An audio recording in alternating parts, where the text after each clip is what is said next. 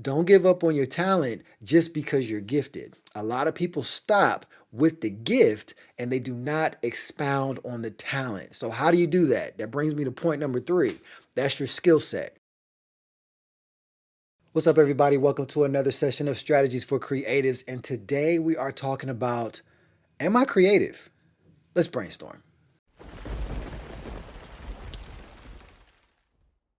All right, so in order to understand and to figure out if you're even creative or not, we got to start with one area, the foundation, the origin. What's important? How do you even know? Where did it come from? The first person it did not come from is probably your parents. So for me, my foundation, my understanding comes from the God Almighty, the greatest creator of all time. If you figure out who created everything and who created you, then you have a clear understanding of how to even establish if you're even creative or not. Someone that creates anything will always implant what's creative. If you think about a creator for a computer system or a product, they're going to bake in creativity in that thing that's going to help the individual that's going to purchase or buy that product and utilize it in its full capacity. So for you as an individual, your creativity is a part of who you are. It is a part of your being. Your creativity starts on this planet and it lives here. Your environment plays a big role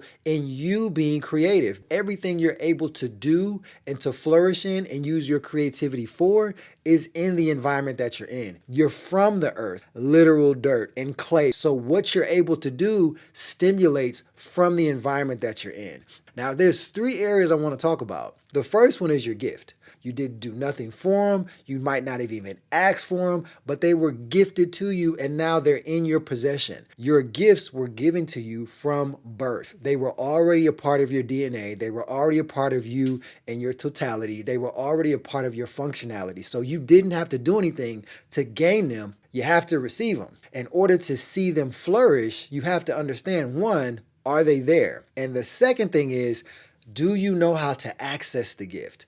A lot of our gifts that we saw as children might be overshadowed because you haven't been activating them or something else took its place. So the things that you might have liked, say for instance, you like playing with blocks and you no longer play with anything that has to deal with building. And now you were just shuffling papers or you're doing something that is mundane. You've now put that creative ability and that creative sprout or seed on the shelf and you no longer touch it. So when you have that initial gifting, it's up to your parents or individuals around you to leverage to see how they can now add to that gift that's initially given to you. The second thing you have to understand is your gift is also accompanied with talent. It's going to be from your gift, but it's also going to be something that you can expound on. You might think of a sports figure, and I'll give that as the best analogy. A sports figure like, say, like Michael Jordan, Kobe Bryant, LeBron James. The gift that they had to deal with their understanding of the game, their understanding of processes and how to function within a team. That's the gifting. The talent is now their ability that's given in their body, their structure, their physical representation, even in their mental representation of how to expound in that environment. So their environment to play sports really well on the court had to deal with the gift that they was specifically given to in the beginning, and then what they believed that they could do, and then now they expounded on the talent. So the talent is something that you have to work at. That is not an easy task. That is something that's going to take years, time, and effort in order to build and develop. But here's the thing. Don't give up on your talent just because you're gifted. A lot of people stop with the gift and they do not expound on the talent. So how do you do that? That brings me to point number three.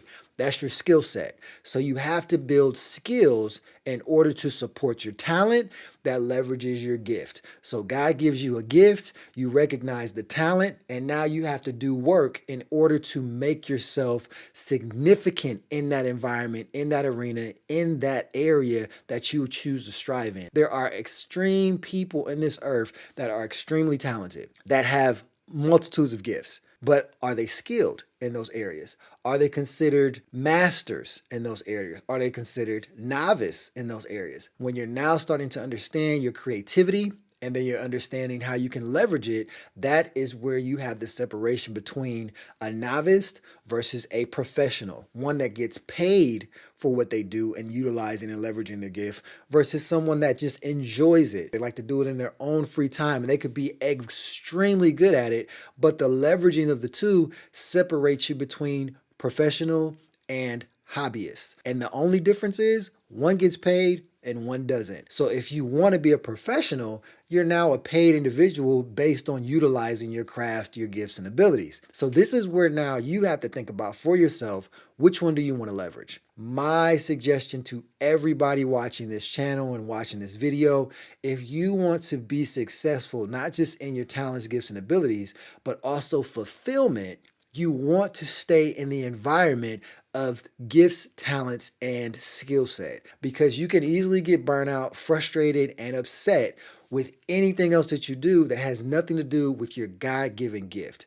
Everything that's in you, everything that God put inside of you and desires for you to do is going to stem from your gifts and abilities. What He gave you was for you to maximize and produce. So you want to be productive in your capabilities, your gifts, your talents, your skill set, and your abilities. Your goal is to flourish, to enjoy it, the process of it. And at the end of the day, you want to be a creative individual, because now you will feel more than likely fulfilled. This is why a lot of people quit their jobs. They didn't feel fulfilled because that wasn't their gifting, talent, or ability that they were completely accessing in their totality. Something was missing. And usually what's missing when people jump ship from 6-7 figure positions and they start base level at something else is because they realize whatever they were doing had nothing to do with what was innately inside them as far as their gifting. I hope you enjoyed this video. Like, subscribe, and hit me in the chat below, because I would love to hear what are some of the areas that you want to do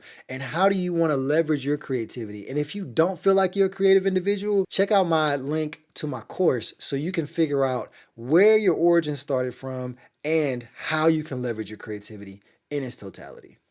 Peace.